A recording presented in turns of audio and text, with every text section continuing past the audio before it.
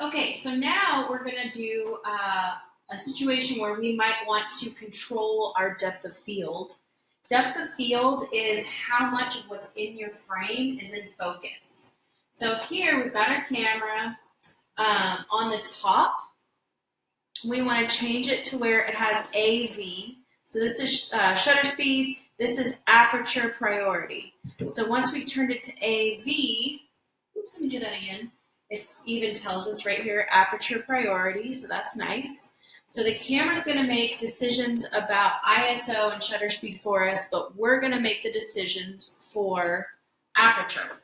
So in this setup, I've got my California raisins, and I've got my dial at the top. This is the same dial I used to change shutter speed. I'm also going to use to change aperture. So here we go. Okay. Once you've got your shot set up, let's say that I only wanted the front singer to be in focus and I wanted the rest of the group to be a little bit out of focus. That means that I would have a shallow depth of field. So I would need an aperture or an f-stop that's really low. Right now I'm at 8, so I'm going to go all the way as low as I can to 3.4. 3.4 still is not the lowest that you can go in the world of cameras, but I think it's as low as this camera will let me go.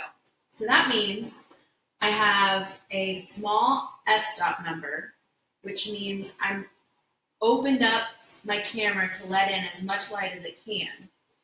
So when I take a photograph, I want to focus by holding the button down just halfway, and then I can use my rule of thirds or whatever composition technique I'm using, and I can take a photograph that way. Let's see what happens when I get a little closer. So you kind of start to see examples of where the lead singer is a little bit, let's check it out, is a little bit more in focus than the guys behind him. Now what I did also was I used my zoom. So when I start to use my zoom, I lose out on some of these really low aperture numbers. So if I zoom in, all of a sudden 4.5, that's the lowest number I can go. That's just what happens when we use our zoom lens. You lose some of the ability to open our aperture that way. So,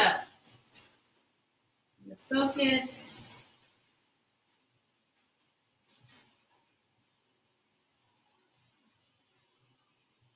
All right, so I kind of have a little bit of a blur on these guys, and then my singer is in focus. I could also do it the opposite way if I wanted to. Let's say I wanted my singer guy to be sort of out of focus, right in the front of the frame, and I wanted the group to be the main focus. I could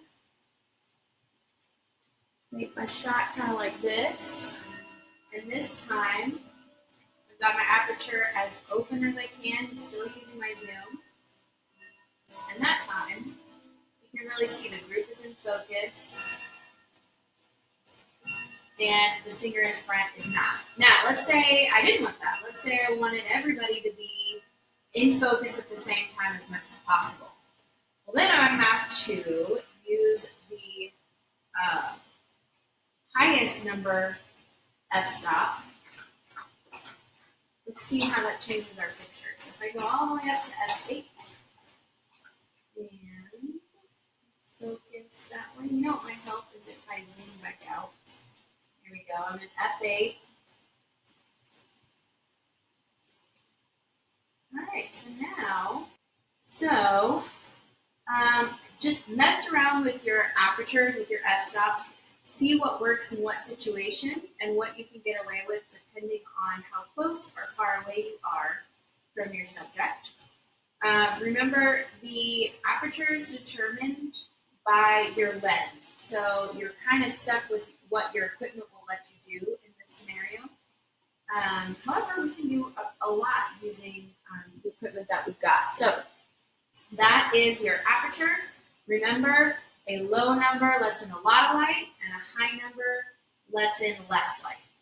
A low f-stop number has a shallow depth of field, and a high f-stop number has a deep depth of field.